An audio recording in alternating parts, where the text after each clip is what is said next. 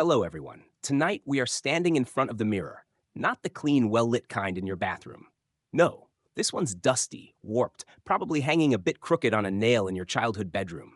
You look into it and see a version of yourself that's been edited, trimmed, ironed, painted over for years. You've become a pro at adjusting. Voice softened, edges rounded, shirt tucked just right. Also, people will nod and smile and say, "Yeah, they fit." You probably won't survive if you keep living that way.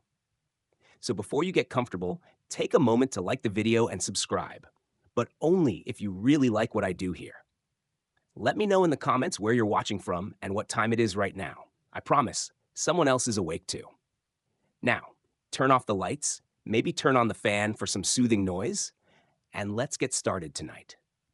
You shuffle along through life, trying to fit into the frame. Not the frame you chose, but the one handed to you by teachers, parents, algorithms, trends, and whatever that girl from high school is doing on Instagram now. You learn early that being accepted feels good. So you shapeshift. You shrink yourself. You rehearse replies to questions that haven't even been asked. Somewhere in the folds of your personality, a tiny voice whispers, "Hey, I don't think this is me." But you shush it. You get good at guessing the right version of you for the moment. There's the job interview version, extra polite, a little fake laugh. There's the first date version, nervous but casual. The family dinner version, safe, opinionless. It becomes a kind of costume party that never ends. And the worst part? No one knows the real guest, not even you. This isn't about lying, it's about survival. And survival, especially emotional survival, makes you weirdly creative. You smile when you're burning inside. You apologize when you're the one bleeding. You say, "I'm fine," so automatically it doesn't even register as a lie anymore. And society eats it up. You're rewarded for being agreeable, adaptable, for never making the room uncomfortable. Historical fact? In Renaissance France, being well liked at court could mean the difference between fortune and exile, or worse. People weren't just changing outfits, they were changing allegiances, religions, even accents to stay in favor. Sound familiar? But here's the quiet heartbreak in all this. Every time you bend to be liked, a little part of you stops breathing. At first, it's just a sigh. Later, it's a full-on silence. You stop laughing the way you used to. You stop wearing yellow because someone once said it made you look tired. You forget what kind of music you even like because your playlists are just echoes of someone else's taste. You become a mosaic of other people's expectations. There's a name for this. Psychologists call it false self syndrome. It sounds clinical, but really it's just lonely. Because even when you're surrounded by people, they're not with you. They're with the character you created. And deep down, you wonder, if they knew the real me, would they stay? Odd fact? Flamingos aren't born pink. They turn that way from the food they eat. Kind of like how you start to reflect whatever environment you absorb long enough. But flamingos don't seem too bothered by it. You, on the other hand, might be starting to suffocate in your own pink. And maybe, just maybe, that's why you're tired all the time. Not, "I need a nap," tired, soul tired, decision tired. Every choice feels like a small performance, and you're not even sure who the audience is anymore. Your life turns into a never-ending audition for a part you're not even sure you want. Here's the part that stings. Sometimes the approval you fight so hard to earn never even comes. You water yourself down to be more acceptable, and people still leave. You stay quiet to keep the peace, and they still judge. You show up with your best smile, and still, someone rolls their eyes. It's like chasing a mirage, and the desert keeps stretching. Historians still debate whether Montaigne, our charming French philosopher, was more influenced by Stoicism or skepticism. But what's certain is that he watched his world crumble in religious wars, and instead of fighting to belong to either side, he did the most radical thing imaginable. He walked away. He didn't want to win the game. He wanted to question why it was being played at all. So if you've ever felt that you're faking it through life, trying to be digestible, pleasant, low maintenance, this story is yours. And here's the twist. You're not alone. Most people you admire, they've played this game too. They've swallowed their quirks, smoothed their wrinkles, muted their spark. But some, like Montaigne, finally looked around and asked, what exactly am I fitting into? And why do I even want to? Because when you finally ask that, you start to see it, the invisible script, the checklist that was never really yours. And suddenly the idea of disappointing people feels less terrifying than disappearing inside yourself. So let's end this part with a small rebellion. The next time you feel like saying something real, say it. The next time you want to wear something weird but wonderful, wear it. Let someone roll their eyes. Let the silence stretch. Because you were never meant to be a version of yourself that someone else can manage. And you don't owe anyone an easier version of you. So here you are, still trying to be enough, still tweaking your reflection in someone else's mirror. But what if, just what if, the whole chase has been for a prize that was never really worth winning? You're wired to want approval. Not because you're shallow, but because your ancient nervous system thinks belonging equals survival. In the days of saber-toothed tigers and communal fire pits, being liked meant someone would wake you up if a bear wandered into the camp. Now, that ancient instinct has migrated online, and it panics if your story doesn't get enough reactions. Same fear, different fire. But here's the reality check. Most of the people you're working so hard to impress are just as lost as you. They're not watching you with as much intensity as you imagine. They're too busy performing their own well-rehearsed parts. Everyone's clapping with one hand and holding their own mask in the other. And still, you keep reaching. You wait for that perfectly timed compliment, the "I'm proud of you" that never comes from the right voice. You replay conversations in your head, editing them like a director with Final Cut privilege. Maybe if you had smiled less, or more. Maybe if you had held back, or said more. It's a full-time job, maintaining this invisible PR campaign. And spoiler, the reviews are mixed. Now imagine, just imagine, if you stopped trying to win. Not out of bitterness, not out of rebellion, just out of exhaustion. What if you sat down at the edge of the stage, took off the costume, and said, "You know what? I don't want this applause. Not if it costs me." Michel de Montaigne did that, without a mic drop or a tantrum. He simply withdrew, quietly. The man left the court, left the noise, and climbed up into his tower. No dramatic farewell, no manifesto, just a quiet enough. And once he stopped performing, something wild happened. He didn't vanish. He emerged. Historical fact? Montaigne is credited as one of the earliest writers of the modern personal essay. That thing you hated writing in school? He invented it. But his goal wasn't to inform or persuade. It was to reflect, not a polished version. Just the messy, contradictory, often ridiculous truth of being human. Odd fact? In Japan, there's a practice called kintsugi. When pottery breaks, they repair it with gold. The cracks don't get hidden, they get highlighted. That's the vibe Montaigne brought to his writing. And maybe the vibe your soul's been begging for. There's something seductive about being wanted, about getting the nod of approval. We're all a little addicted to that validation high. But here's the truth Montaigne uncovered from his tower while France tore itself apart with religious wars. When your worth depends on applause, you become a prisoner of the audience. And audiences are fickle. Today they love you. Tomorrow they scroll past you. If you base your self-worth on their reaction, you'll spend your whole life chasing an echo that never settles. Historians still debate whether Montaigne saw himself as a Stoic in the true Roman tradition, or if he was just writing his way into clarity. But either way, he was onto something profound. The need for approval is a trap disguised as ambition. You think you're working toward connection, but actually, you're outsourcing your identity. You dress for their eyes, you speak for their ears, you live for their applause. And meanwhile, your real self? She's waiting in the green room, wondering when it'll finally be her turn to come out. Here's the most dangerous part. The better you get at it, the more addicted you become. You start getting good at being the person people want.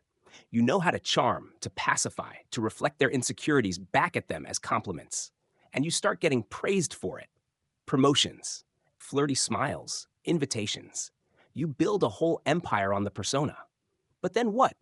Then one day you wake up with a kingdom that feels like a coffin. And when you try to leave, when you decide to maybe speak your real mind or take a weird leap or not smile, people recoil. Because the version of you they loved wasn't the real one. And you feel like you've betrayed them. But really, you betrayed yourself first. What if the thing you're trying to be liked for isn't actually likable to you? What if the life you're bending over backwards to maintain isn't even one you enjoy? That's the part Montaigne saw with crystal clarity. He watched people kill each other, literally, for religious approval, for political belonging, for ideological purity. And he said, I'm going to go write about my kidney stones instead. Yes, really. The man wrote openly about his digestive problems.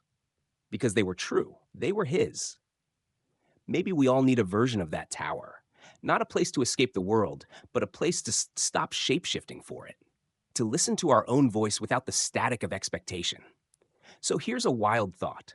What if your best self isn't the one who gets the most approval, but the one who doesn't need it? What if confidence isn't loud or flawless or impressive, but quiet, steady, and unbothered by whether anyone notices? Try this. The next time you're about to say what you think someone wants to hear, pause. Ask, do I believe this? The next time you say yes to something that makes your stomach knot, ask, who am I saying yes for? And the next time you reach for your mask, just don't. You don't have to earn the right to be yourself. You already are. And the right people, they'll find you when you stop hiding. There's a war outside Montaigne's window. Actual swords, blood, screams, and ideological noise. The France of his time is cracking down the middle, torn between Catholic and Protestant loyalties in what will become known as the French Wars of Religion. Cities are burning. Neighbors are betraying neighbors. People are dying over doctrine. And in the middle of all this chaos, Montaigne does something unthinkable. He climbs a tower, not to escape, not to hide, but to listen. Not to the noise of the world, but to the noise inside himself. Imagine that. A nobleman with power, prestige, and every reason to pick a side chooses instead to write about how annoying his horse is, or how often he gets migraines, or how he doesn't quite trust his memory anymore. He isn't offering answers. He's offering himself, flawed, honest, and unfinished. Historical fact? Montaigne's famous tower, located on his family estate in the southwest of France, still stands today. The beams of his study are carved with philosophical quotes in Latin and Greek, reminders from the ancients to stay humble and stay awake. He wasn't trying to be profound. He just didn't want to die never having met himself. And let's be real, you might not live in a literal war zone, but you've got noise too. Maybe it's email pings, maybe it's you up texts, maybe it's the endless scroll of everyone else's highlight reel. Somewhere between meetings and meals, you've forgotten how to just sit with yourself. Not your curated self, not your productive self. Just you. Odd fact, some hermit crabs upgrade their shells with sea anemones, not for protection, but for decoration. Even in the ocean, there's pressure to accessorize. Montaigne said no to the metaphorical sea anemones, no to performing loyalty, no to pretending he was immune to fear or confusion or contradiction. His essays weren't arguments, they were confessions. Not the weepy, dramatic kind.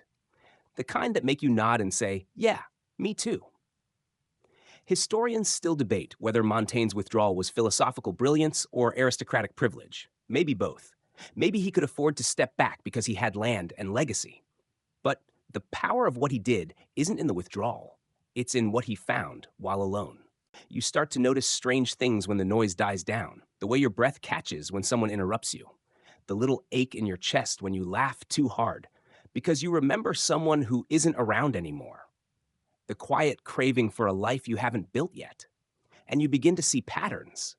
How you say yes when you mean I'm too tired, how you make jokes to deflect compliments, how you sabotage closeness because you think they'll leave anyway. You don't need a therapist to tell you this. You need silence long enough to hear it. That's what Montaigne gave himself. Not silence to escape the world, but to re-enter it more awake. He started writing with no clear goal, no audience in mind, just curiosity. What do I really think? What do I actually believe? Why am I like this? And in that practice, a kind of freedom unfolded. Because once you stop pretending, you stop fearing exposure. When the worst is already written down, warts, doubts, gas pains, and all, what's left to fear? You've probably had glimpses of that yourself. Those rare conversations at 2 a.m. where you say the thing you never say, that one journal entry you never read back, the text you almost sent but didn't, and just writing it made you feel 10 pounds lighter. Those are your tower moments, quiet corners of radical honesty. You don't need stone walls and Latin beams. You just need the nerve to be real. Montaigne wasn't a monk. He still drank wine. He still flirted. He still had arguments and bad moods. But he lived differently because he thought differently. He didn't try to fix the chaos around him. He just stopped letting it dictate who he was. There's something about seeing the world break apart that makes you question everything. And maybe that's what's happening to you too. Not war, exactly, but disruption. Maybe it's a breakup, a job loss, a secret that cracked open, some moment where the script stopped working, and instead of rushing to fix it, you could climb your own metaphorical tower. You don't even need stairs. Just turn your phone face down, lock the door, stare out a window, breathe, and ask, what have I been pretending not to feel? The answers won't all be pretty. Montaigne wrote about jealousy, about aging, about fear. He even wrote that he wasn't sure if he loved his daughter as much as he should. He didn't sanitize himself. He didn't optimize his soul for public consumption. And maybe that's why his words still hit hundreds of years later. Because when someone tells the truth about themselves, it gives you permission to do the same. So maybe tonight, the tower you need isn't made of stone. It's made of silence, of slowness, of questions no one else can answer for you. And if that feels scary, good. Montaigne once wrote that the greatest thing in the world is to know how to belong to yourself. So go ahead. You think you're in control. You've got your plans, your schedule, your 5-year trajectory mapped out in color-coded spreadsheets. Your inbox is at 0. Your notifications are curated. You drink oat milk now. It all looks so put together on the outside. But inside, you're clenching. Not physically, though, maybe that too. But emotionally, you're white-knuckling your way through life, trying to hold it all together, trying to make sure no one leaves, nothing breaks, and everything stays on script. It's exhausting. And here's the kicker. Control is mostly a story you tell yourself. It feels productive. It looks responsible. But most of it is theater. Elaborate rituals to manage your fear, the to-do lists, the over-apologies, the backup plans for your backup plans. It's cute, honestly, adorable even. But Montaigne saw right through it. From his tower, he watched the world around him collapse into religious fanaticism and violent civil war. Whole towns wiped out over theological footnotes, monarchs executed, priests hiding in wells. And in the middle of that, people still believed somehow that they could manage their fate. Historical fact? Between 1562 and 1598, France was rocked by 8 separate wars of religion, including the infamous St. Bartholomew's Day massacre, where thousands were killed in just a few days. No calendar app could have planned for that. And still, people tried. Tried to guess the right side, the safe alliance, the smart investment. Spoiler alert, nobody guessed right for long. Montaigne didn't condemn them. He just stopped pretending to be one of them. He wrote, I turn my gaze inward. I fix it there and keep it busy. Because he realized, maybe for the first time, that most of what terrifies us isn't real. It's the idea of disaster. Not the moment itself, but the anticipation. You've done it too. You get a short email with a period instead of an emoji and spend the whole day spiraling. You replay a 1-second pause in a conversation like it's the Zapruder film. You run simulations in your mind. If I say this, then they'll say that, and then maybe I can fix it before they even get upset. It's a full-time job, and it pays in ulcers. Odd fact? The ancient Egyptians believed the heart, not the brain, was the seat of emotion and intelligence. That's why during mummification, they removed the brain but kept the heart intact. Feels like something we still do. Ignore the logic and preserve the panic. Historians still debate whether Montaigne was a true skeptic or just deeply unsure of everything. But either way, he taught us something critical. You can't think your way out of unpredictability. You can't logic your way into safety. Because life's not a machine. It's weather. And you're outside without an umbrella most of the time. You've been taught that the more you control, the safer you are. That if you say the right thing, they won't leave. If you work hard enough, you won't get fired. If you smile enough, they won't criticize. And if you plan just perfectly enough, the worst thing will definitely not happen. Except it still might. And what then? Here's Montaigne's uncomfortable truth. You survive it. You stumble through. You cry, maybe scream, maybe move back in with your parents for a while. And then one day you realize it was never your job to prevent every heartbreak, just to be present enough to live through it. Let that sink in. You were never meant to be the director of life's outcomes.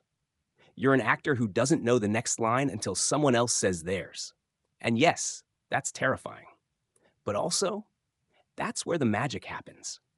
When you finally stop trying to script every moment, people surprise you. The ones you thought would leave stay. The ones you counted on disappear. You bomb an interview and land something better. You miss a flight and meet someone life-altering in the airport lounge. You get dumped and rediscover your own laughter in a karaoke bar 3 weeks later. There's a rhythm to all of it, but it's not yours to write. You can fight that, or you can dance with it. Montaigne didn't have Spotify or a mindfulness app, but he found his own kind of music in the randomness of life. He stopped insisting on answers. He started exploring the questions. He stopped trying to be right. He started being real. And you can too. Start small. Let a text go unanswered for a while. Let someone misunderstand you without rushing to explain. Let a plan shift without throwing the whole day away. Watch what happens. You'll shake a little. Your stomach might flip, and then nothing. You're still here, still breathing, still you. That's the thing they don't teach you in school. That control is seductive, but surrender is powerful. Not passive, not weak, but wiser. Surrender says, I don't know what's coming, but I trust myself to meet it. Because here's the truth. You can't control how they feel, or what happens next, or whether they'll come back, but you can control whether you show up as yourself, whether you breathe when things fall apart, whether you keep choosing curiosity over fear. And that choice, it's where the peace lives. So loosen the grip. The world's not asking for your perfection. It's asking for your presence. So picture this. You're on a horse, not metaphorically, a real horse. It's trotting along. You feel stable, maybe even majestic. Then out of nowhere, you're flung, body over air. The ground rushes up like a forgotten promise. You hit it hard, wind knocked out, vision blurry. And in that terrifying blur, you realize something. Nothing. Not your plans, your wit, your charm can stop this moment from happening. Michel de Montaigne had that moment. He was thrown from a horse, left unconscious, and believed he was dying. His friends thought so too. He described it in eerie detail, the floating sensation, the softness of letting go, the absence of fear. He survived, obviously. But he never forgot the truth that collided with him that day. We don't run life. Life runs through us. Historical fact? That accident changed Montaigne's writing. Afterward, his essays became more introspective, more urgent, and more forgiving. Death was no longer a theory. It was something he had tasted and returned from. And that brush with mortality gave him what no philosophy book ever could: perspective. Now, you might not be a nobleman on horseback, but you've had your own fall. Maybe it was a breakup that gutted you, a layoff that left you stunned, a diagnosis that knocked the wind out of your life story. Those moments where everything slows down and speeds up, and you realize you're not in the driver's seat. Odd fact? In the 19th century, safety coffins were sold with bells in case someone was buried alive. People were that afraid of losing control, and maybe we still are. Just now, the coffins look like job titles, filters, perfectly timed replies. Montaigne, after his accident, stopped trying to armor himself against death or life. He didn't become reckless, just more real. He started living like someone who knew that time isn't a guarantee, that the next day isn't a promise, that you can be here one moment and gone, or changed forever the next. Historians still debate whether Montaigne romanticized his accident. Maybe he did, but that doesn't make the lesson less true. Sometimes it takes a fall to wake you up. Think about how much energy you spend trying to prevent the fall. The overthinking, the rechecking, the double backups, the emotional tiptoeing. You live like if you just try hard enough, you can control the story. But the fall always comes, and it doesn't care how meticulous you were. That's not to scare you. It's to free you. Because when you realize you can't control everything, you also realize you don't have to. You can rest. You can laugh again. You can take risks, not because they're safe, but because you're alive. There's a strange calm that arrives when you stop trying to outwit fate. It doesn't make you passive. It just makes you present. You stop rehearsing life and start experiencing it. That's what Montaigne did. He walked away from politics, from courtly games, from trying to sound smarter than everyone else. He started writing like someone who had nothing left to prove and everything left to say. He wrote about constipation, about fear, about the awkwardness of being human. He admitted to cowardice, to vanity, to contradiction, and somehow all that honesty didn't weaken his legacy. It made it eternal. Why? Because we don't need more experts. We need more examples of what it looks like to be fully, unapologetically human. So, what would that look like for you? Maybe it means letting people see you cry, or fail, or change your mind. Maybe it's admitting you're scared, or confused, or don't have a 5 year plan anymore. Maybe it's taking a walk without your phone, saying no without explaining, leaving the party early, not because you're tired, though you are, but because you just don't feel like pretending tonight. You don't need to fall off a horse to wake up. You just need to stop running from the parts of you that feel unmanageable. You are not fragile for breaking down. You are not behind because you changed course. You are not failing just because your life doesn't look like a neatly stacked LinkedIn update. You are human, which means you are soft, resilient, imperfect, and temporary. And when you truly accept that, when you stop trying to force certainty from an uncertain world, you begin to breathe again, to trust again, to risk again. You start to write your own essays, not necessarily with ink, but with choices, with pauses, with presence. You begin to tell the truth, not because it's impressive, but because it's real. And because you finally understand, the truth is the only thing that survives the fall. So go ahead, loosen your grip, let life shake you. You'll be surprised how much of you stays standing. You ever lie awake at night, running through every single thing that might go wrong tomorrow? You imagine losing the job, the awkward conversation, the diagnosis, the breakup text that starts with, "Hey, so." You rehearse every version of what could go badly, just in case. You become the lead actor, director, and stage manager in a play that hasn't even been cast. And then, none of it happens. But you still wake up exhausted. That's the torment of imaginary disasters. The ones that live entirely in your head, but leave bruises anyway. Michel de Montaigne knew that brand of suffering intimately. He once wrote, "My life has been full of terrible misfortunes, most of which never happened." If he'd had access to group chats and doom scrolling, he might not have survived the week. Because let's face it, your brain is dramatic. It loves to catastrophize. That's not your fault. It's your survival instinct trying to make sure you're prepared. But what started as an evolutionary advantage, spotting danger before it appears, has now turned into a 24/7 anxiety live stream. And here's the thing. Your body can't tell the difference between a real threat and an imagined one. Whether you're facing a charging bear or a text that reads, "Can we talk?" your heart races. Your chest tightens. Your brain starts tossing out worst-case scenarios like it's training for the apocalypse. Historical fact? The word worry comes from the Old English wergen, meaning to strangle. So yeah, you were never meant to live in that state 24/7. But we do, because we believe on some strange level that worrying might protect us. That if we anticipate the pain, it'll hurt less when or if it actually comes. Like we can tax ourselves in advance, emotionally, mentally, just to soften the blow. Spoiler, it doesn't work. All it does is make you live through the bad thing twice, or 1,000 times. And most of the time, the thing never even comes. Odd fact?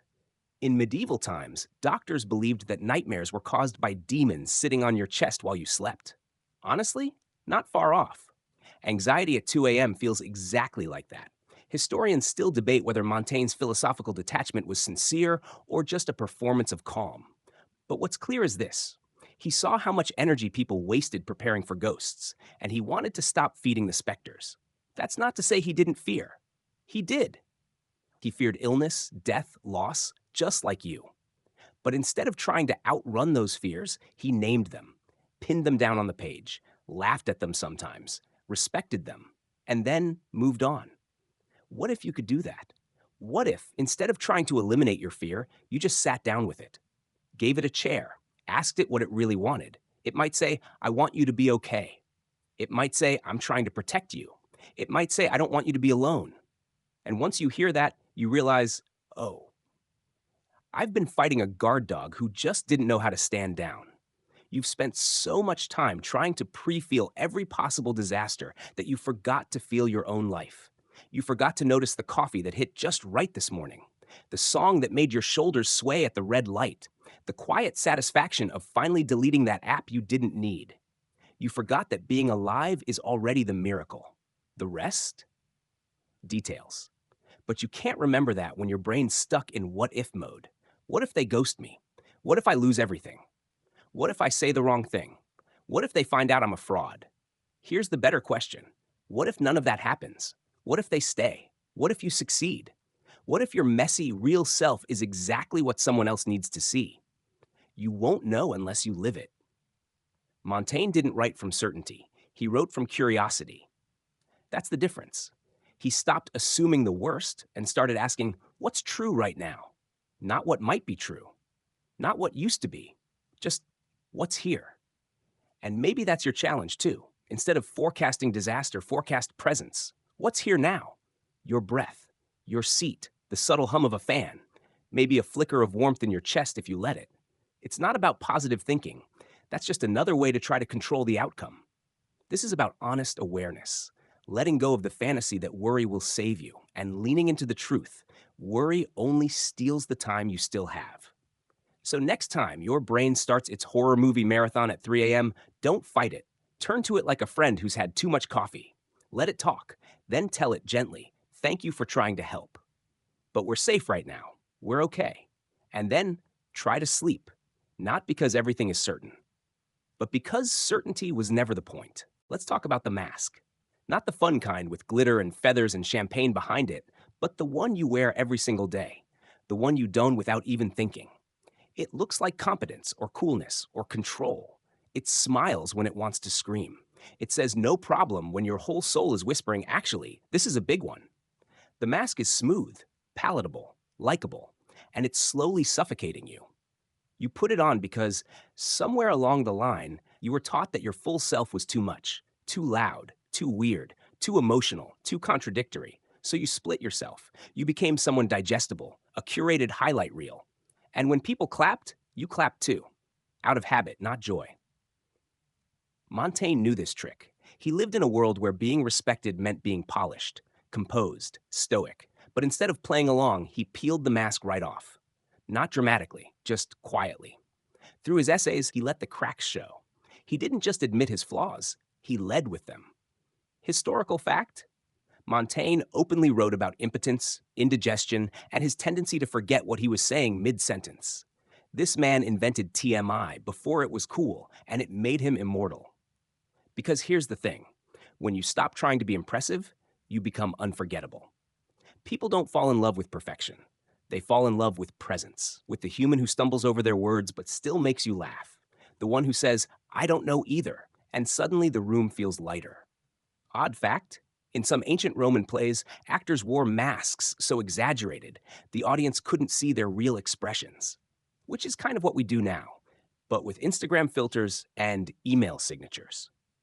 Historians still debate whether Montaigne was humble or just brutally self-aware. Either way, he gives us permission to stop hiding, to stop confusing approval with connection.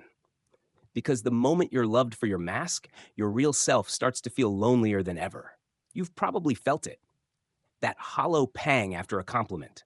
That weird dissonance when someone praises the version of you you carefully constructed, but not you. The mask gets the applause, and you're backstage wondering what would happen if you ever came out as yourself. That ache? That's the cost of performative living. You get what you wanted, respect, attention, applause, but it never satisfies. Because the part of you that receives it isn't the part that needs it. Montaigne flipped the script. He said, I'd rather be known than admired. I'd rather be understood than envied. And maybe that's your turning point too. What if you stopped trying to seem together and just started being true? That doesn't mean trauma dumping on strangers or walking into work barefoot.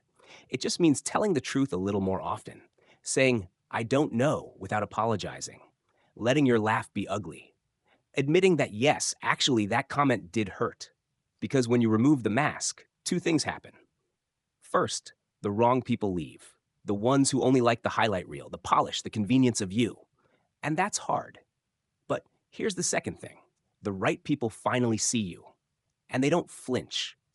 That's the kind of connection Montaigne had with his readers. He wrote like no one was watching, and ironically, everyone came to watch. Because we crave that kind of honesty, that kind of relief. You can be that for someone else. Just by being real. Not perfectly real. Not performatively authentic, just tired of faking it real.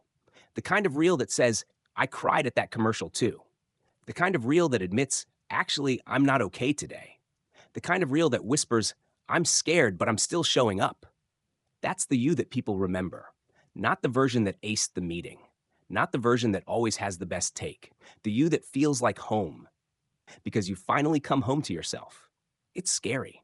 Of course it is. Masks are safe. They protect you from rejection, but they also keep out the sunlight, the laughter, the connection. And worst of all, they trick you into thinking you're alone. You're not. You've just been applauding your costume for so long, you forgot there's a person underneath. Tonight, maybe take it off. Let the cracks show. Let your eyes tell the truth before your mouth does. Let someone see you, not the optimized version, but the one who's just trying. The one who's tender and uncertain and brave enough to be real. The mask served its purpose. It got you this far. But it was never meant to be your face. And once you realize that, you get to choose something radical. To be loved for the mess. To be chosen, not despite your flaws, but because of them. Because they're honest. Because they're yours. That's what Montaigne figured out in his tower. And maybe tonight, you're figuring it out too. So let's say you've taken off the mask. You're standing there, barefaced and blinking, trying to breathe without the filter. You're a little dizzy. Vulnerability has a strange altitude to it. You feel everything louder. And the next question hits you like a brick wrapped in a bow. Who have I been trying to please this whole time? No, really. Trace the threads, the choices you've made, where to live, what to study, who to date, how to dress. How many of them are yours? And how many were subtle bribes for someone else's nod of approval? That job? Did you want it? Or just the security? That friendship? Does it nourish you or just keep you from feeling alone?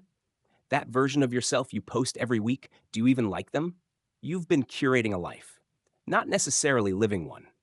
Michel de Montaigne wasn't immune to this either. He grew up with all the expectations of nobility, lineage, manners, law, war. His father hired a tutor who spoke only Latin to him from birth, believing that great men needed classical minds. By the time Montaigne could speak French, he was already fluent in the language of empire. Historical fact? Montaigne was supposed to become a public servant, a political force. He did, for a time, but he never loved it. He never felt at home in the suits of ambition. Eventually, he walked away, and when he did, he wrote, not to change anyone's mind, but to understand his own. Because he, too, had spent years bending toward expectations, and eventually the ache of that bending became unbearable. Odd fact? Octopuses have no bones, but they still feel pain. Their bodies can twist through tiny holes, but their hearts break just the same. You can be flexible, agreeable, accommodating, and still hurt like hell. And that's what happens when you make a habit of pleasing people. You become bendable, shapeshifty, resilient on the outside, resentful on the inside. You start saying yes like it's your job description, smiling when you're crumbling, offering help when you're drowning. You tell yourself you're just being kind. But there's a fine line between kindness and erasure. Montaigne once asked a brutally honest question. When I dance, I dance. When I sleep, I sleep. And when I walk alone in a beautiful orchard, why must I still be thinking what others will think of me? That's the dilemma, isn't it? Even in solitude, you're not really alone. You've brought the jury with you. Historians still debate whether Montaigne's retreat from public life was a moral stand or a personal escape. But what matters is the why behind it. He was tired of living inside someone else's definition of enough. Maybe you are too. Maybe you're realizing that the applause you've been craving is from people you wouldn't trade places with, that the approval you seek costs more than it gives, that you've built entire chapters of your life to avoid a single moment of judgment. And yet, here's the wild part. The judgment you fear, it always fades. People forget. The moment passes. You survive it. But the resentment for living a life that isn't yours, that lingers. You know the feeling. You agree to something and immediately regret it. You nod while someone invalidates you. You swallow your truth until it calcifies into silence. You perform loyalty in spaces that would never do the same for you. And every time a small voice in you whispers, this isn't it. But you hush it because disappointing others feels like the worst sin. Let's question that. What if disappointing them is the price of not disappointing yourself? What if saying no, walking away, changing your mind? What if that's not selfish, but sacred? Because here's the truth Montaigne stumbled into, somewhere between headaches and heartbreaks. Pleasing everyone is the fastest route to forgetting yourself. And once you've forgotten yourself, no one else's approval will ever feel like enough. Because they're not applauding you. They're applauding the version you made safe for them. Safe, predictable, pleasant. But you weren't born to be agreeable wallpaper. You were born to bloom, to take up space, to confuse people, to laugh too loud, to wear the wrong color, to disagree, to walk away, to love messily, to fail spectacularly, to live. So take inventory. Who are you still trying to impress? Whose opinion still controls your calendar, your outfits, your career? Would you even recognize your life if you weren't so busy managing the expectations of people who sleep just fine while you spiral? Let that sink in. You don't owe anyone a version of yourself that shrinks. You don't need to explain every boundary, justify every no, or package your authenticity in disclaimers. You are allowed to disappoint people. You are allowed to not be the hero in someone else's narrative. You are allowed to choose yourself, especially when no one else would have. Montaigne chose himself in an era where conformity was safety. He didn't know if his words would matter. He just knew that lying would rot him from the inside. And maybe you're at that same threshold now, the space between what they want and what I need, between the mask and the mirror. So go ahead, disappoint the room, and find the door to your real life. Let's pause for a second. Because by now, you've probably had that moment, the inhale where something cracks open, the whisper that says, maybe I've been spending my life clinging to things that don't even want to be held. And that brings us to the word that scares achievers, lovers, fixers, and people pleasers alike: detachment. Now, when you hear detachment, your brain might flash to a monk in the mountains, sipping wind and eating silence. Cold, distant, boring. But Montaigne would roll his eyes at that. Detachment for him wasn't about checking out. It was about checking into what actually matters. Because here's the truth: your energy is finite. Your attention, your emotional reserves, your ability to care, it's not infinite, despite what your to-do list thinks. And every day, you're spending that energy somewhere.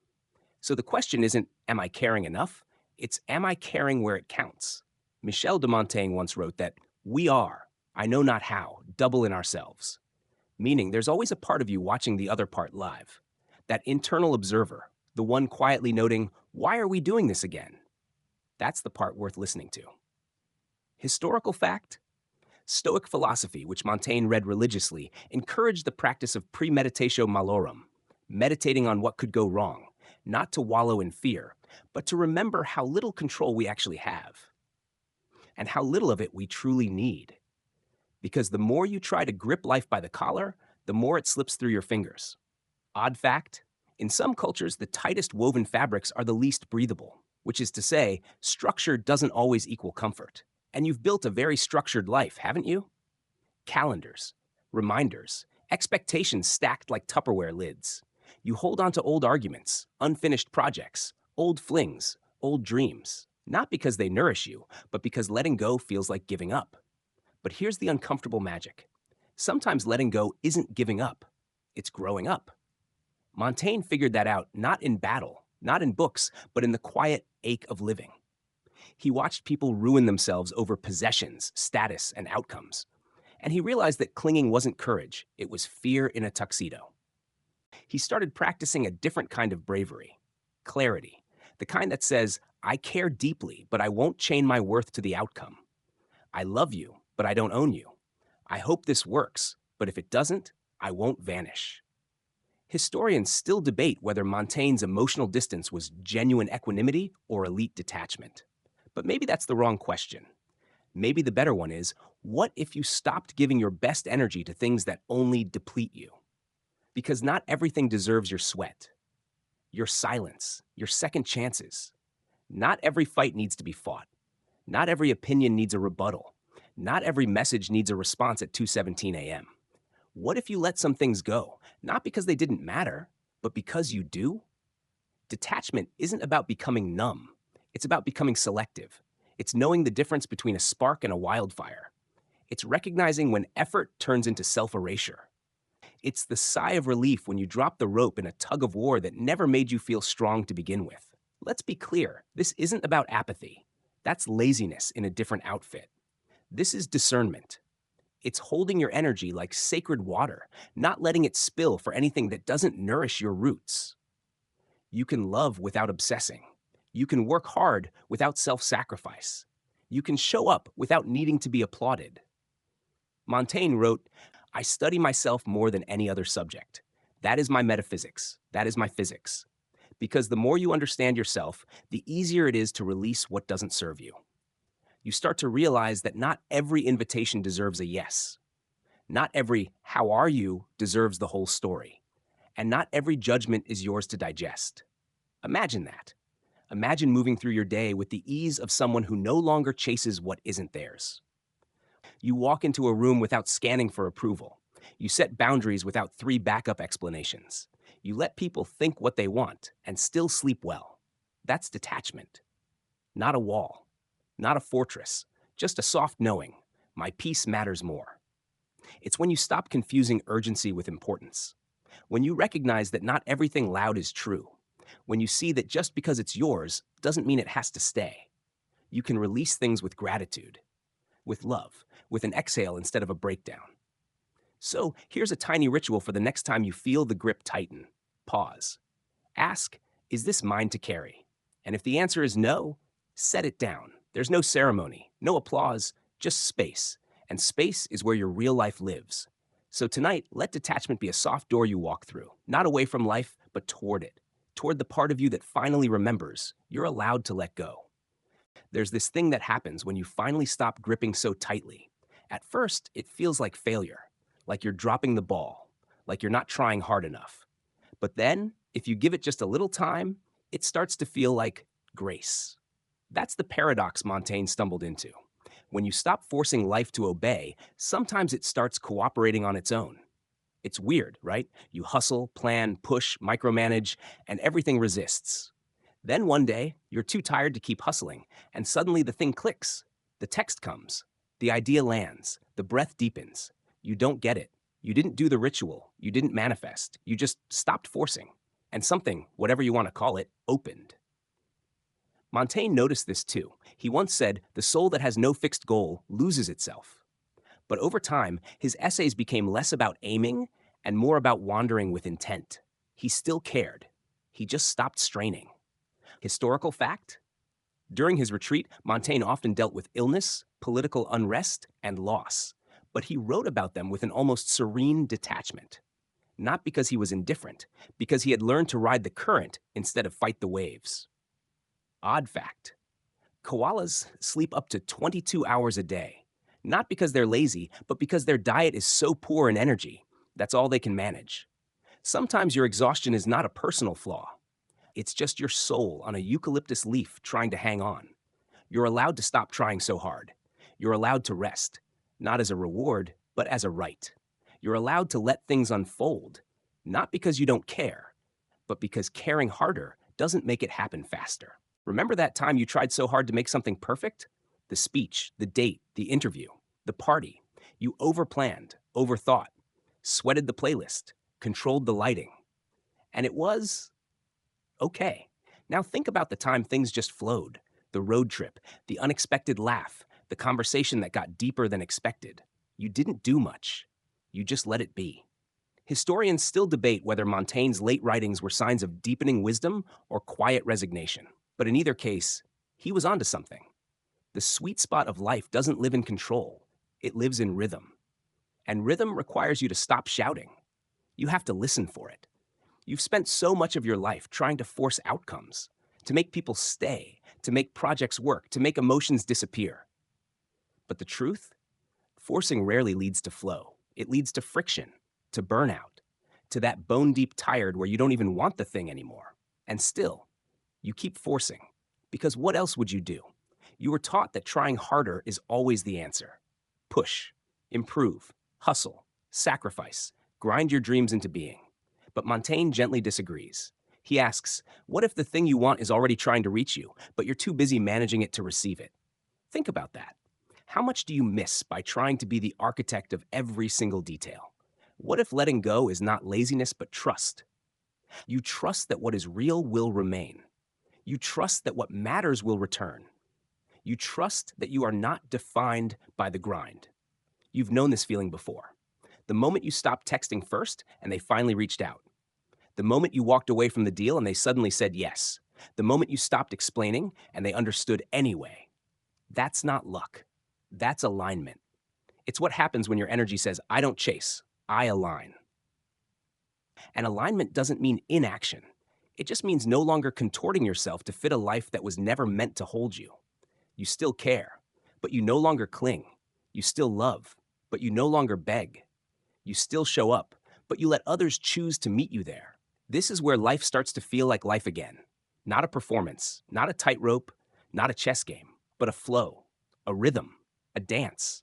You don't always know the steps, but you're not afraid to move. Montaigne wrote that his essays were like conversations with himself, casual, curious, unfolding naturally. He didn't edit them into perfection. He let them wander. And in that wandering, they became timeless. What if your life could be like that? What if instead of perfecting the outcome, you fell in love with the process? You'd stop measuring your worth by how together things look. You'd stop comparing your timeline to theirs. You'd stop trying to manufacture momentum and just walk. Because sometimes walking is the miracle. So here's your gentle invitation. Stop forcing. Let it come. Let it surprise you. Let it be easier than you thought it had to be. And when the old panic rises, because it will, just whisper, what's meant for me isn't hiding. I don't have to chase it. I only have to be ready to receive it. You've probably heard the phrase, you are your own brand. It sounds empowering at first, like you're in control of your identity, your message, your aesthetic. But let's be honest, it's exhausting because brands don't have bad days. Brands don't feel lost or messy or unphotogenic. Brands don't cry in the shower, delete texts, or eat chips in bed at 2 a.m. while questioning everything. You're not a brand. You're a person. And the more you forget that, the more your life starts to feel like a marketing campaign. Every choice filtered through a hypothetical audience. What will they think? How will this look? Is this on brand for me? Montaigne would have hated that. He wasn't a product. He wasn't even a prophet. He was just a guy trying to make sense of his own head, and he refused to polish himself for public approval. Historical fact? Montaigne famously had a motto carved into the beams of his study. Que sais-je? What do I know? 3 words of humble uncertainty. A reminder that he wasn't here to impress, just to explore. Odd fact? Some deep-sea creatures produce no waste because they've evolved to survive in environments where excess is deadly. Everything is metabolized. Nothing is for show. There's something strangely admirable about that, about not leaving behind fluff. You've been fluffing yourself for too long. Crafting the right captions. Editing the story for clarity, impact, and relatability. Making sure the narrative flows, the tone is right, the takeaway inspirational. And all the while, your actual self, the one with doubts and contradictions and awkward silences, waits off stage, wondering if there's still a part in the play. Here's the problem with personal branding. It turns your identity into a commodity, something to be marketed, scaled, and consumed. You're no longer living your life, you're producing it. And the audience? They're not even paying that much attention. Let that sink in. You've curated yourself for a crowd that's not even watching. Meanwhile, you're exhausted from holding the pose. You've confused consistency with authenticity. And now you're scared to change. Not because it's wrong, but because it doesn't fit the vibe. Historians still debate whether Montaigne's casual tone in his essays was deliberate or simply a byproduct of his inner freedom. But what they do agree on is this. He was writing for himself, not to teach, not to sell, to understand. You can do the same. You don't have to perform, you don't have to post, you don't have to narrate your healing journey with elegant takeaways and viral soundtracks. You just have to be here, fully, honestly, without trying to make it digestible. What if your life didn't have to be aesthetically pleasing to be valuable? What if your mess, your silence, your ordinary moments, what if they were sacred in and of themselves? What if your transformation didn't need a before and after photo? Montaigne once wrote, I do not portray being, I portray passing. He wasn't sculpting an identity. He was tracking his own movement through the world. And sometimes that movement was contradictory. He changed his mind, he disagreed with himself. He admitted that he'd probably revise things later. And somehow, that made him more trustworthy, not less. Because people don't trust perfection, they trust presence. They trust the ones who say, I'm not sure. The ones who stop mid sentence to rethink. The ones who don't need to be right, just real. So maybe you can stop branding yourself. Stop thinking of your life like a timeline to be optimized. Stop filtering your feelings through audience approval. Stop asking, does this make sense? And start asking, does this feel true? Because truth doesn't always trend, but it lasts. And if you let it, it'll lead you somewhere far richer than recognition. It'll lead you back to yourself. Here's how you'll know it's working. You'll start laughing at things you used to overthink. You'll start deleting photos instead of posting them. You'll start saying, I don't know without shame. You'll start living your life like no one's recording it. And that's when the good stuff shows up. Not the applause, not the comments, but the quiet moments that feel like home. A cup of coffee that tastes like a slow morning. A conversation where you say the messy thing and they stay. A moment of solitude that doesn't feel like punishment, but peace. That's the unbranded life, the human life, the one Montaigne chose, the one you can choose too. So take off the polished identity, put down the script, let your life be a little blurry around the edges, because no one wants a brand at their bedside. They want you. There's something deeply human about wanting people to stay, to linger a little longer, to text first for once, to come back without you having to beg. We all crave it, that sense that someone has chosen you, not out of obligation, but out of desire. So when someone starts to pull away, you panic. You try harder. You soften your edges. You become more agreeable, more patient, more available. You make it easy for them to stay, even if staying means stepping all over your boundaries. And that's when it starts. The grip, the desperate, invisible clutching, the emotional handcuffing masked as just caring. You tighten your hold, thinking it'll keep them close. But the truth? The tighter you grip, the faster they slip away. Michel de Montaigne understood this paradox intimately. He once wrote about the kind of friendships that are so deep, so rooted in mutual freedom, that they require no managing. He believed that possession kills connection. Historical fact? Montaigne's friendship with Etienne de la Boétie was so intimate that he wrote entire chapters trying to explain it, and still admitted that language fell short. After La Boétie's early death, Montaigne mourned him for the rest of his life, but never tried to replace him. Some things, he believed, are sacred because they are free. Odd fact. Sea otters hold hands while they sleep so they don't drift apart. But if one wants to swim away, the other lets go. Even floating creatures understand consent. Historians still debate whether Montaigne's vision of love and friendship was naive or revolutionary. But what's undeniable is that he placed freedom at the heart of all true connection. And that's where most of us go wrong. We mistake closeness for control. We think love means staying within reach. We fear that letting someone go means we'll never get them back. So we grasp, we cling, we monitor. We text just to check in. We rewrite ourselves to match the version we think they want. And then we wonder why it all feels so hollow. Because it is. True connection can't exist where control lives. It's like trying to cage sunlight. It might stay for a moment, but you'll lose its warmth the second you try to own it. You've been here before. You've tried to hold someone still. Tried to be everything so they wouldn't need anyone else. Tried to outgive, outlove, outlast their distance. And in the process, you disappeared. Your needs got quieter. Your boundaries blurrier. Your voice a whisper in the name of keeping the peace. But Montaigne would nudge you and say, is that peace or self-erasure?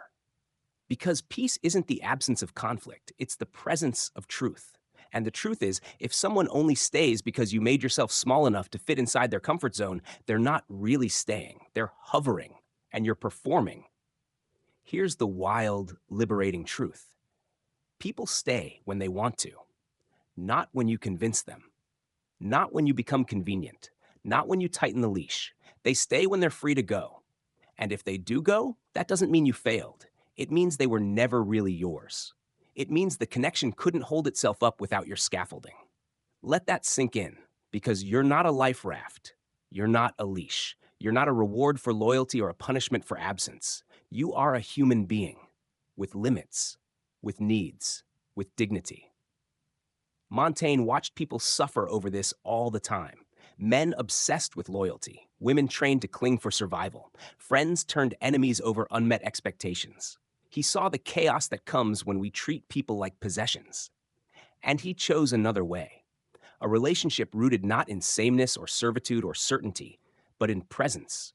I'm here because I want to be, not because I'm afraid of what happens if I leave. You deserve that kind of connection. The kind that doesn't make you question your worth every time they're quiet for too long.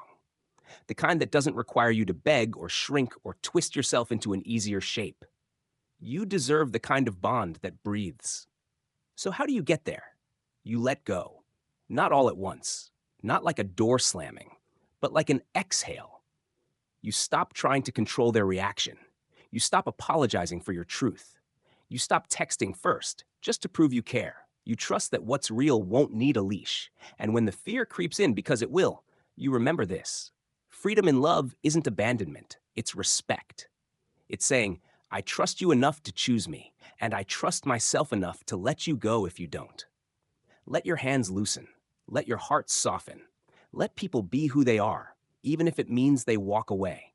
Because when you stop trying to keep people, you make space for those who actually want to stay. And that's the kind of love Montaigne believed in. Not perfect, not permanent, but present. Not held by fear, but offered in freedom. And in that freedom, there's room to breathe. Now let's talk about love, the real kind.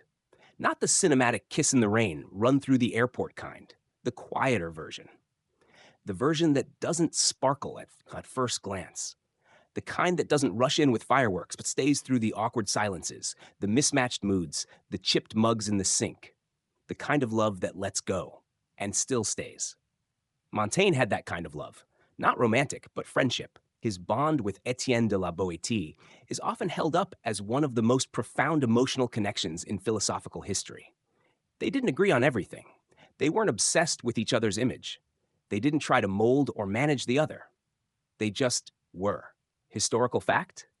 Montaigne and La Boétie met through political circles, but their friendship transcended politics, ideology, even logic. They were deeply aligned, but not dependent. When La Boétie died young, Montaigne was devastated. He couldn't write for years. Not because the loss was unbearable, but because the depth of the connection was irreplaceable. Odd fact? In the animal world, bonobos, our peaceful primate cousins, form lifelong bonds through grooming and play, not dominance. Love, it seems, isn't about who leads or follows. It's about shared ease. That's what Montaigne found. A love unburdened by control. A bond that didn't require performance, pleasing, or constant checking in. He described it as something beyond language, something that existed not in spite of their differences, but because of their freedom to be different without fear. Historians still debate whether their relationship was platonic, romantic, or spiritual. But does the label even matter? The essence was the same, love that doesn't clutch. And how rare is that? Most of what we call love is actually management. Managing impressions, managing expectations, managing each other's reactions, schedules, triggers. We call it love, but what we really mean is don't leave. Don't change. Don't challenge me. Don't make me feel alone in this. But real love, the kind Montaigne experienced, doesn't bargain like that. It doesn't measure loyalty by how tightly someone holds on. It doesn't keep score. It doesn't hover, monitor, correct. It just exists, freely, fully, quietly. And in that quiet, something radical happens. You feel safe enough to be you. Not the curated you, not the agreeable you, just you. And they stay. Not because you made yourself easier to love, but because you stopped trying to be anything else. We manage the other person's mood. We manage our image around them. We manage their expectations of our availability. We say, I love you, but often what we mean is, I need you to behave in a way that keeps me calm. That's not love. That's hostage negotiation in a nice tone. Real love, true connection, doesn't sound like, please don't change. It sounds like, change if you need to. I'll still be here, watching you grow. That's terrifying, isn't it? Because we think if we don't hold on tightly, we'll lose them. But here's what Montaigne teaches us. When love is free, it deepens. When it's chosen, not coerced, it roots itself. And when you let someone be themselves, really be themselves, they often lean in, not out. Think about it. Who do you trust more? The friend who always tells you what you want to hear? Or the one who's honest, even when it's uncomfortable, and still stays? Who do you feel safest with? The person who needs you to stay exactly the same, or the one who holds space for your evolution? Love isn't about certainty, it's about capacity. Can this love hold me when I'm not performing? Can this bond stretch when I grow? Can this person stay, not because they have to, but because they want to? You might have to unlearn a lot to love like this. You'll have to drop the scripts, the ultimatums, the timelines. You'll have to stop taking distance as disrespect. Stop measuring loyalty by availability. Stop turning love into a currency of reassurance. Because when love is real, you won't need proof. You'll feel the presence. Montaigne never wrote about La Boétie with anxiety. He wrote with reverence, with awe, with quiet grief that didn't try to drag the memory into permanence, but just let it sit beside him like a companion who'd stepped into another room. That's what mature love does. It doesn't panic when it's quiet. It doesn't demand a performance. It doesn't shrink in the face of complexity. It allows. It allows space for solitude. It allows the other to grow strange and new and still be loved. It allows the silence between texts, the missed calls, the different desires. It allows freedom. So here's your love challenge, courtesy of Montaigne's soft rebellion. Let someone be who they are. Let them disappoint you a little, surprise you a lot. Let them grow past the version you fell for. And if they leave, let them leave. Because real love isn't about keeping people. It's about being the kind of person they want to stay with. No manipulation, no tethering, no emotional bribes, just space and stillness, and the kind of magnetism that can only come from being wholly yourself. You don't have to perform to keep love. You don't have to grip it until your knuckles go white. You don't have to read between the lines or decode the mood or chase a moving target. If it's real, it will breathe. If it's healthy, it will bend without breaking. If it's love, it will return again and again, even when you stop begging it to. So sit back, loosen your hands, and let love find its own rhythm. There comes a moment, not loud, not cinematic, but quiet and sneaky, where something inside you just lets go. No grand epiphany, no soft piano swell, just the click of a door you didn't realize was locked. Something shifts. You don't send the text. You don't rehearse the confrontation. You stop trying to fix, to chase, to decode. You just sit there and feel a strange sense of peace. It's not relief. Not yet. It's space. And it feels weird at first. Empty, like something's missing. But what's actually gone is the noise, the tightness, the pressure to perform a version of yourself that finally, mercifully, cracked. Michel de Montaigne knew this moment well. He called it recollection, a coming back, not to what you were told to be, but to what was always there, buried under reputation, armor, habit. Historical fact? Montaigne lost 5 of his 6 children before they reached adulthood. He rarely talked about it directly. But in the way he slowed down, wrote more gently, and spoke of impermanence. His grief lingers in the margins of his essays like fingerprints. He didn't shout his pain. He inhabited it. And through it, he softened. Odd fact? Cicadas spend most of their lives underground, 13, sometimes 17 years, only to emerge, make noise, and then vanish. A lifetime of waiting for a few days in the sun. Sometimes that's how healing works. And sometimes the only way forward is release. Not a surrender to defeat, a surrender to truth. You stop being at war with your own imperfection. You stop arguing with the past. You stop auditioning for the kind of love that demands costumes and clean lines. You finally drop the armor. At first, it feels like a free fall, like you're naked in the middle of a crowded street. But slowly you realize nothing's chasing you anymore. You are the one holding the whip. You've been hard on yourself for a long time. You thought guilt meant you cared. That shame would make you better. That anxiety would make you prepared. But maybe, just maybe, peace was always waiting. Not as a reward, but as your birthright. But Montaigne whispers something different. You don't grow by whipping yourself into shape. You grow when you stop resisting your humanity. And maybe, just maybe, this mess you've been trying to clean up is exactly where the light gets in. You've spent years chasing control, thinking that if you just planned enough, pleased enough, proved enough, you could outrun the chaos. But chaos isn't the enemy. It's the proving that's killing you. What happens when you stop? When you stop apologizing for being sensitive? When you stop explaining your needs to people who refuse to hear you? When you stop trying to be lovable and just are? That's when something ancient wakes up inside you. Call it soul. Call it self. Call it that weird, unshakable okayness that rises when you least expect it, like a muscle you forgot you had. You sit alone. Not lonely, just still. You hear the wind through the trees, and it doesn't mean anything profound. It just is. You miss someone, and it aches. But you don't chase. You remember something embarrassing, and it still stings, but you don't spiral. This is what Montaigne was talking about, the quiet dignity of being as you are in a world that keeps trying to make you into a product.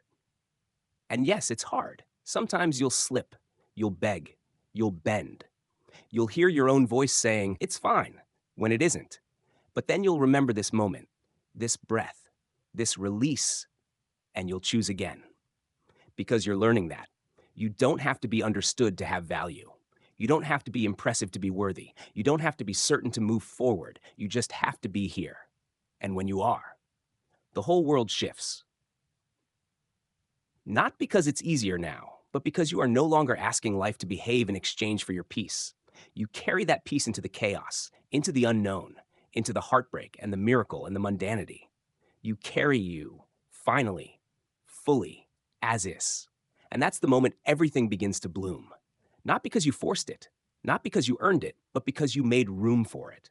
So breathe, drop the script, let go of the outcome, be your own soft place to land. The war is over. You don't need to win anymore. You just need to arrive. And now, here you are, not on a mountain peak, not in a ceremony of closure, just in this quiet, invisible moment where things feel different, even if nothing around you has changed. You haven't solved your life. The questions still hum, the bills still wait, the ache still visits, but something inside you has settled, not in defeat, but in understanding. Montaigne would have called this returning to oneself, a kind of homecoming, not to who you were told to be, but to the part of you that never needed to prove anything in the first place. You've stripped away the glittering promises of performance. You've let the masks fall gently into the past. You've loosened your grip on people, on perfection, on pain. And in that soft, brave surrender, you've become something quietly powerful. Because real power doesn't yell. It doesn't posture. It doesn't need to be seen. It sits still, calm, whole. Historical fact? In Montaigne's final years, he became less concerned with perfecting his work and more committed to leaving it honest. His essays ended not with conclusions, but with curiosity. They didn't solve, they invited. Odd fact? The word essay comes from the French essayer, which means to try, not to succeed, not to prove, just to try. That's all Montaigne was ever doing, and that's all you ever needed to do. Historians still debate Montaigne's ultimate legacy. Was he a philosopher, a diarist, a literary innovator? But maybe the label doesn't matter. Maybe his legacy isn't in what he wrote, but in what he refused to be. He refused to harden, refused to pretend, refused to abandon himself to become someone else's ideal. And now, maybe you're doing the same. There's a strange magnetism that shows up when you stop proving. People notice something. They don't know what's changed. But you're different, lighter, clearer. You laugh more. You pause longer before answering. You say no without bracing. You walk into rooms like you belong there, even if no one claps. Because you do belong. Not because you've earned it, not because you've performed well enough, but because you finally remembered this is your life. Not a project. Not a presentation. Not a brand. A life. One where your joy doesn't need explanation. One where your boundaries don't need permission. One where your failures are just as sacred as your triumphs. This is the paradox of letting go. When you stop needing to be chosen, you become magnetic. When you stop managing everything, things start to align. When you stop fighting the moment, you become present in it. And in presence, there is peace. Not the Instagrammable kind. Not the kind that comes with ocean views and sage sticks. The quiet, unshakable kind that shows up in traffic, in awkward silences, in grief, in love, in the middle of your own chaotic, unfinished story. So now, Maybe it's time to live from that place, not as a grand act, not as a new identity, just as you. The you who doesn't need to over-explain, the you who doesn't rush to please, the you who can let the moment be just what it is, without bracing for disaster. The you who Montaigne, centuries ago, would have recognized and maybe even toasted with a glass of dry Bordeaux. You've come home to yourself. And now you walk forward, not perfectly, not painlessly, but presently, with clarity, with courage, with a quiet smile, because you don't need the room to clap.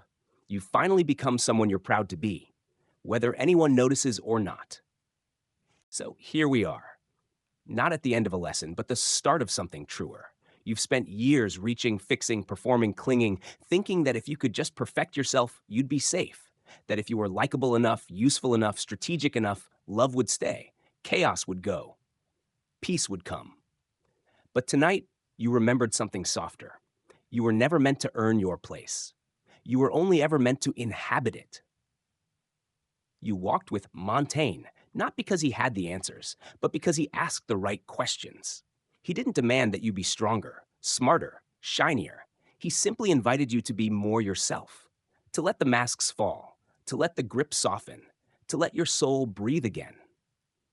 And maybe now, as you sit in the hush of this moment, you realize that nothing outside of you has changed, and yet everything has. You are no longer at war with yourself. You are no longer auditioning for your own life. You are finally at peace with the mess, the miracle, the middle of your story. So go gently, not with a plan, not with a brand, but with your full breathing, beautiful, unfinished self.